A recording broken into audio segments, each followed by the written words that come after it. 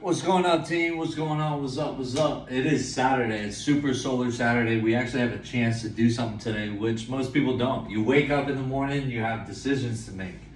You have to wake up, open your eyes, open up the blinds, look yourself in the mirror, and decide, what am I going to do today, right? And so right now, it's pretty early. Most people are probably hungover from last night. It's 10 a.m. It's so a lot of America is still waking up. It's the weekend, and so as you get up and wake up on a Saturday, you have to ask yourself, like, how effective am I going to be today? Should I just knock for 1 hour? Should I knock for 8 hours? Should I knock for 2 hours? Should I just set a target and then go after that target? What's actually going to help me get paid today, right? Because if you go home and you have to look your house, your spouse, your husband, your wife, your girlfriend, your parents, your best buddy, your roommate, and you say, hey bro, I went out and ate shit today. I didn't get paid. I tried. I knocked 100 doors. I tried my ass off and didn't get anything. That's the fear that people actually avoid. We did a training last night. One of the things that we spoke about was something called pattern avoidance. And so when you're first getting started in something, you have to realize that your mind will go in such great lengths to avoid resistance because your brain wants to stay comfortable, right?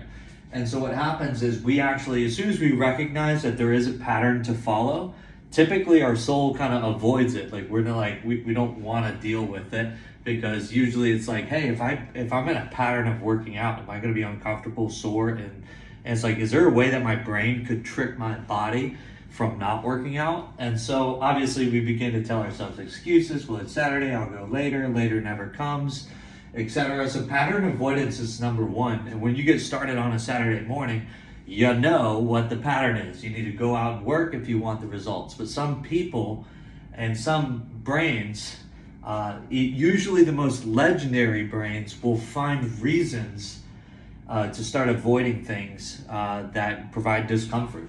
And so when you get into a comfortable zone, there's something called pattern recognition that Tony Robbins talks about. And it's actually about understanding, right?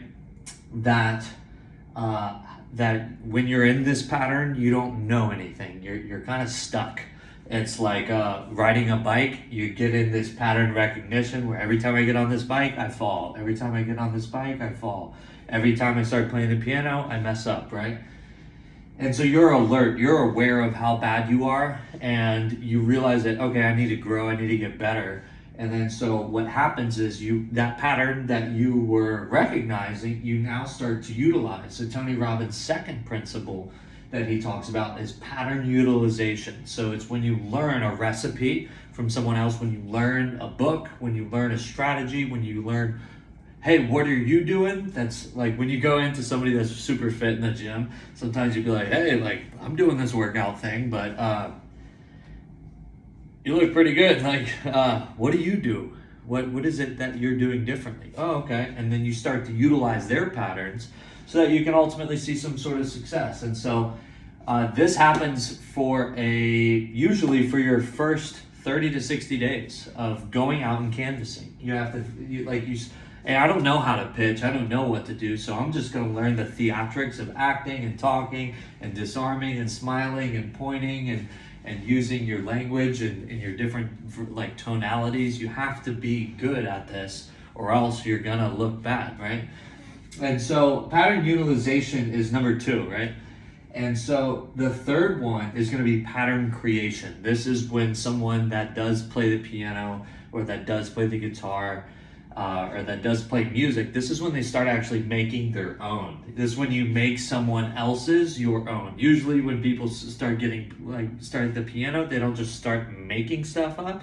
They play other people's music. And so when you're getting started in the industry, don't do your own thing. Don't make the pitch your own. Use our pitch, use our presentation, learn the skills of smiling, disarming, leaning in, keeping distance, pointing and using neighbors and using the tips and tricks to make this job a little bit easier, right? So step three this is where it gets special. This is where you really ultimately realize like how to create your own flow And so until you get these repetitions in and go through these 4 stages, you're ultimately kind of be in this area of discomfort and not knowing. You won't even know that you're avoiding the pattern. You won't even know that you're bad at it. You're just getting started. It's okay to just get started. And then you're definitely not utilizing patterns, because that would yield results and success instantly. And then pattern creation is like, you're not a master yet, because it takes time to become mastery, but it's like you have to give yourself some stages. Just recognize where you're at so you can know where you're going. But yeah, it's door knocking is totally not about like, hey, have you looked into solar? Or what do you mean you're not interested in saving money, etc. It's all about the smoke, the fun, the sizzle, the excitement, connecting with other humans, or else you have a really boring job. If you're super nervous about connecting with other humans, ask for an hourly position passing out flyers. Hey, I don't want to talk to anyone. My company told me to give you this flyer. Have a nice day. And then you leave. If that's what you want, do that. You're more valuable doing that. If you don't like people, you have to be able to razzle dazzle people, to have fun, to compliment them, to smile, to try to lure them out. If like the first thing I learned from my mentor is if somebody peeps around the door and hello, and you're like, hey, my name's Danny and I'm out here with Freedom Forever and I'm selling solar, but here's the catch. I don't know if you can go solar. I don't know if you can save money. And yeah, I'm not interested.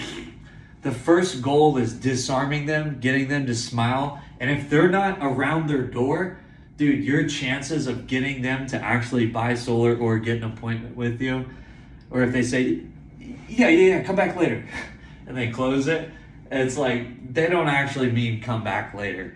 That's like, you'll get stood up more times than not. The first goal of doors is to disarm them, is to engage them, and to pique curiosity. But if you want them to leave their door.